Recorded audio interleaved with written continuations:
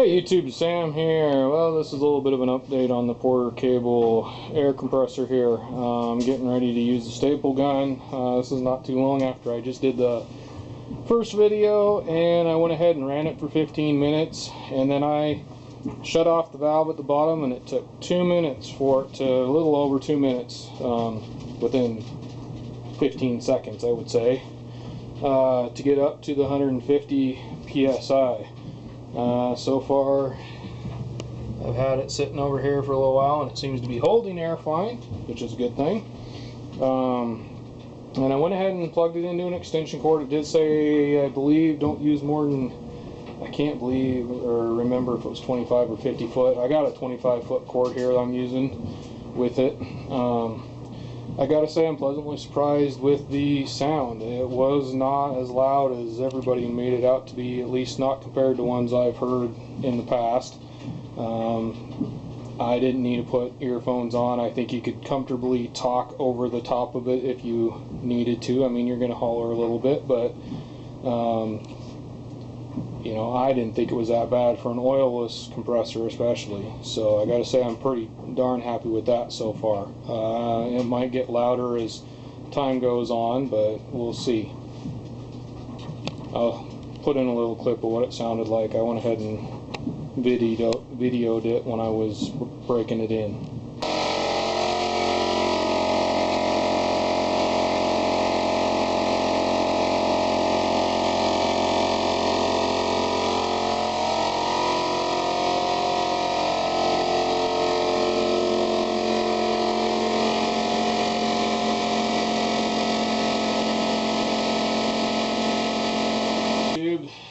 This is why you're probably going to want to go pick up something like this. Walmart, it was pretty cheap. Came in a whole case with a kit of all kinds of electrical stuff. And this is basically just a tester to see if your wires are live here. And I got some old knob and tube in here, and I am aware that for some reason there's still some knob and tube in this house that is live. But here's the reason why you want to pick one of these up. This one's dead. Probably came over and attached to that one. That one's just hanging there. Power running through it. I need to go through, excuse the dryer, it just came on if that's what you heard. I need to go through and figure out if I can shut this off. I have a feeling it might be going to one of the bedrooms that I know has some knob and tube still in it, so I'm going to have to figure that out before I finish this job here. You can see this. I'm using the stapler. I've got one piece up here, and so far it's working pretty good.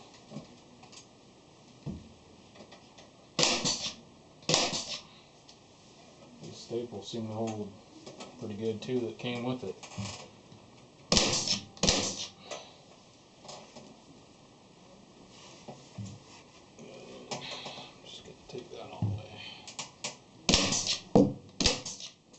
Now, in case you're wondering, I did actually disengage these wires up here.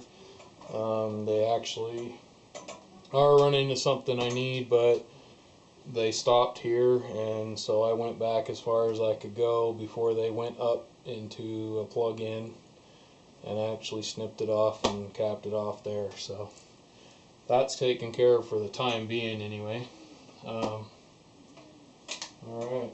In case you're wondering what I'm doing, I put this shower down here, and I'm going to finish the basement off. I got a bath or toilet and a shower down here, but if you haven't watched my other video, I think I talked about it a little bit when I did a video on installing this shower.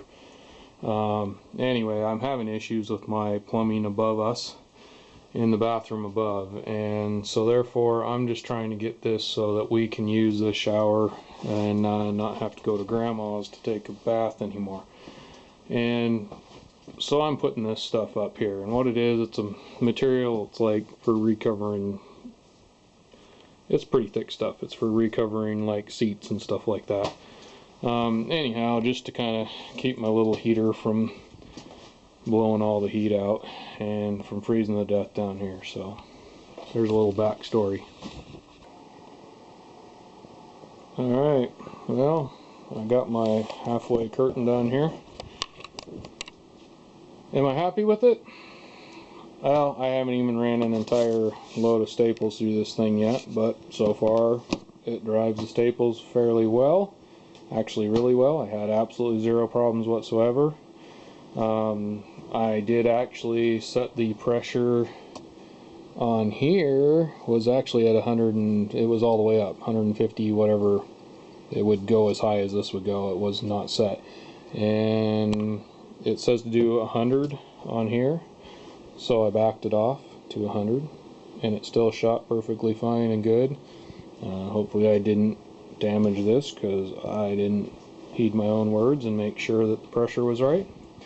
This here, I was pleasantly surprised with actually the sound. It was not as bad as I thought it was going to be.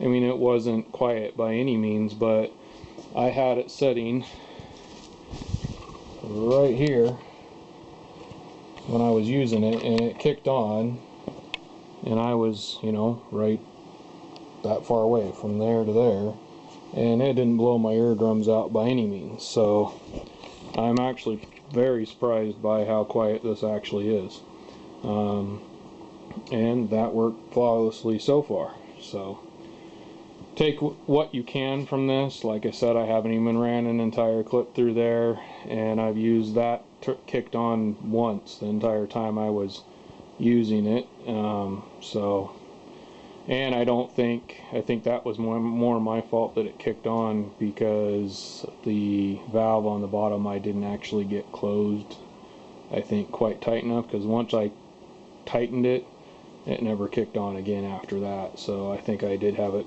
leaking a little bit, but it has kept the pressure so far. Well, it's down a little bit from shooting staples, so, but it hasn't. That's just from shooting staples. It's not losing air.